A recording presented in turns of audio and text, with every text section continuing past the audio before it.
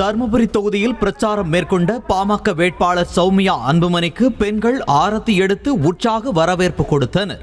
பாமகவின் வாக்குறுதிகளை எடுத்துச் சொல்லி வாக்கு சேகரித்த அவர் வயல்வெளிகளில் வேலை செய்து கொண்டிருந்த பெண்களிடம் துண்டு பிரசுரங்களை வழங்கி வாக்கு கேட்டார்.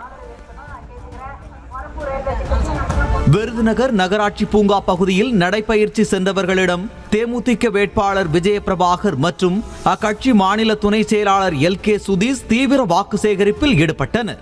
தூய்மை பணியில் ஈடுபட்டிருந்த தொழிலாளர்களிடம் வாக்கு சேகரித்தவர் தேநீர் கடையில் தேநீர் அருந்தினார்.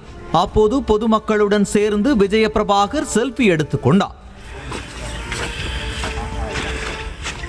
நெல்லையில் தீவிர வாக்கு சேகரிப்பில் ஈடுபட்ட பாஜக வேட்பாளர் நயினார் நாகேந்திரனுக்கு பெண்கள் ஆரத்தி எடுத்து உற்சாக வரவேற்பு அளித்தனர்.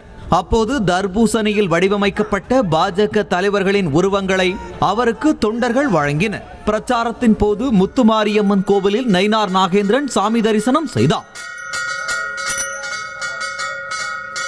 தூத்துக்குடியில் தேர்தல் பரப்புரையில் ஈடுபட்ட அதிமுக வேட்பாளர் சிவசாமி வேலுமணிக்கு அதிமுக தொண்டர்கள் மற்றும் கூட்டணி கட்சியினர் உற்சாக வரவேற்பு அளித்தனர்.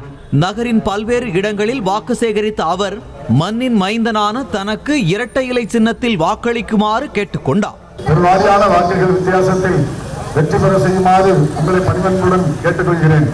மயிலாடுதுறை மக்களவை தொகுதிக்கு உட்பட்ட சீர்காழி சட்டமன்ற தொகுதியில் காங்கிரஸ் வேட்பாளர் சுதா கூட்டணி கட்சி நிர்வாகிகளுடன் சென்று தீவிர வாக்கு சேகரிப்பில் ஈடுபட்டார்.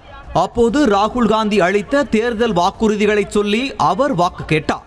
கிராமப்புறங்களில் இருக்கின்ற 100 நாள் வேலைவாய்ப்பு திட்டத்தை நகர்ப்புறங்களுக்கும் விரிவுபடுத்துவோம் என்ற வாக்குறுதியை கொடுத்திருக்கின்றோம்.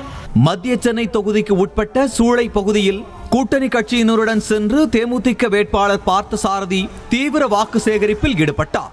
திறந்தவெளி வாகனத்தில் சென்றவருக்கு பெண்கள் மலர் தூவியும் ஆரத்தி எடுத்தும் உற்சாக வரவேற்பு கொடுத்தனர்.